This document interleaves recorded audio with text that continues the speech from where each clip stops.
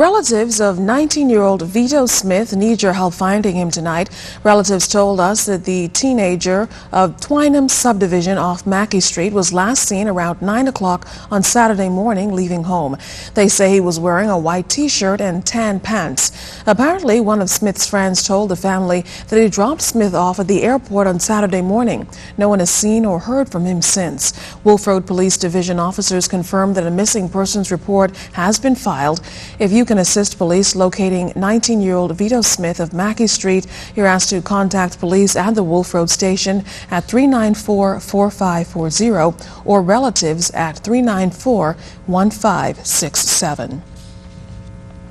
Well, if you live in the southwestern division of New Providence and have fallen prey to burglars, you'd want to take a look at some of the merchandise officers have retrieved after arresting 8 people yesterday. LaDawn Davis was at a press conference today as the Carmichael Police Station vowed to crack down on crime in the area.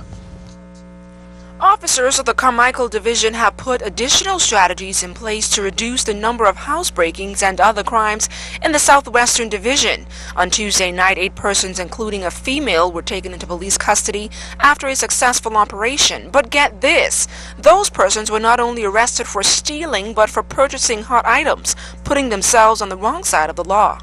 Among the items suspected of being stolen, laptops. We have several laptops. A number of flat-screen televisions, a number of jewelry items, expensive jewelry items, DVDs, and the likes. A shotgun was also seized in that operation as well.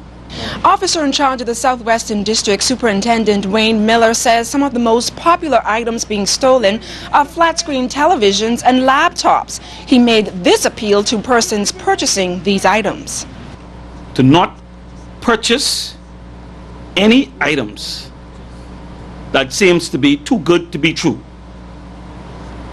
Do not buy cheap items that are not out of the store. If you do, you will find that you will be arrested. According to Superintendent Miller, housebreakings occur in the afternoons and early in the morning hours. Homes normally targeted are those that are not secured and without alarm systems. The housebreakings that are occurring in this area is widespread.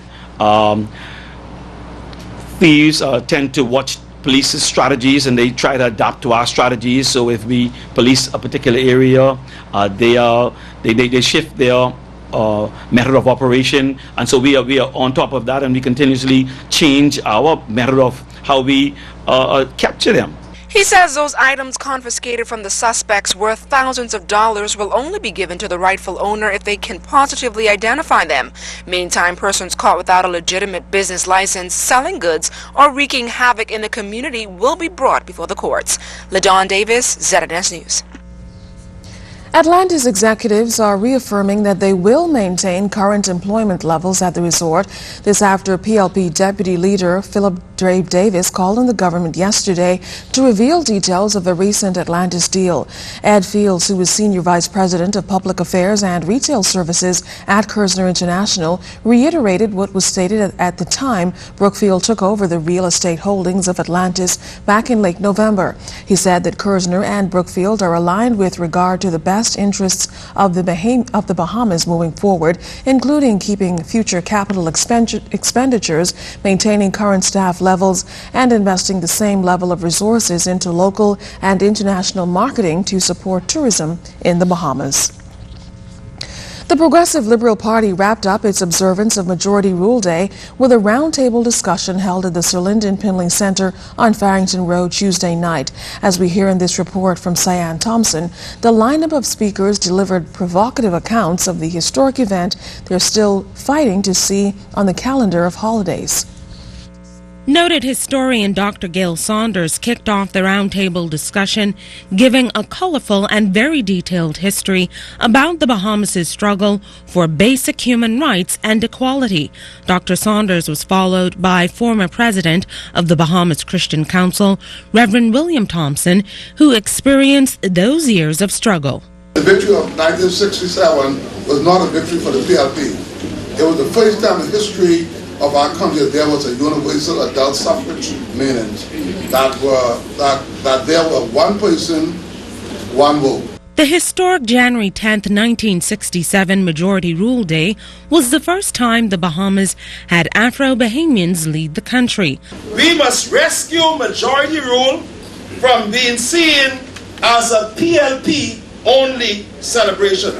I fear if we are not careful, then this generation, this present generation, will be the last generation to celebrate majority rule. Penniless and veteran educator Arnett Poitier was one of 3 black children allowed to attend Queen's College during that time of inequality.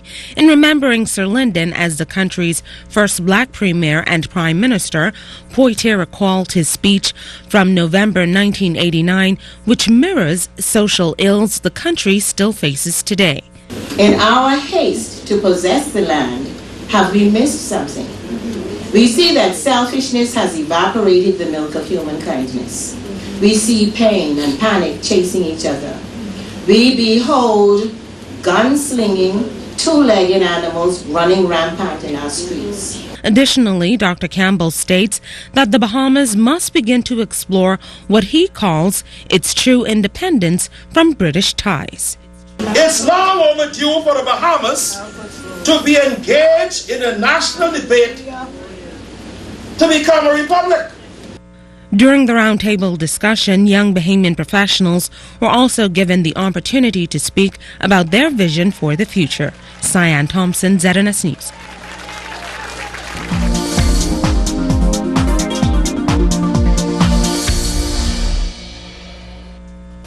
Welcome to another edition of Business Speed. Good evening, Bahamas. I'm Altaviz Munnings. Let's take a look at what's making business news today. The local daily reporting the latest figure from Copa Airlines today. Apparently, the airline's arrivals into Nassau grew to 38%. The article noted that tourism officials plan to maintain a 2-year plan with Copa Airlines to bring more business into Grand Bahama. The 2012 Bahamas Business Outlook, all set for tomorrow. An array of speakers will address the event that is geared toward predicting the state of the economy for the new year. BBO 2012 begins tomorrow morning at 8:30 at the Wyndham Nassau Resort in Cable Beach. And from Grand Bahama, merchants in the Port Lucaya Marketplace are still smiling after Saturday's visit of the MSC Poisha. The 93,330-ton specially chartered ship discharged over 71% of its 2,500 passengers to Grand Bahama this past Saturday for a day of fun and festivities in the Lucaya area. Grand Bahama Port Authority's Business Development Manager Derek Newbold said in a release he was pleased at the increased activity that Poisha's visit brought to the area. He said that the Grand Bahama Port Authority is working diligently on several projects to strengthen Grand Bahama's tourism sector, and they're hopeful that this trial visit will evolve into something more substantial as they move forward. In regional business, the Caribbean Development Bank recently approved a $12 million loan guarantee for the government of St. Kitts and Nevis's restructured debt, conversion of a previously approved policy-based guarantee into a loan equal to $8.3 million, and conversion of the outstanding balance of 4 previously approved loans. This financing is intended to assist the government of St. Kitts and Nevis in achieving debt sustainability by facilitating a debt restructuring exercise as part of a comprehensive strategy that includes revenue enhancement and expenditure reducing measures. Remember, you can send us an email or join us on www.znsbahamas.com or become our friend on ZNS's official Facebook page. And that will end tonight's edition of Business Beat. Thanks so much for watching. I'm Altaviz Munnings.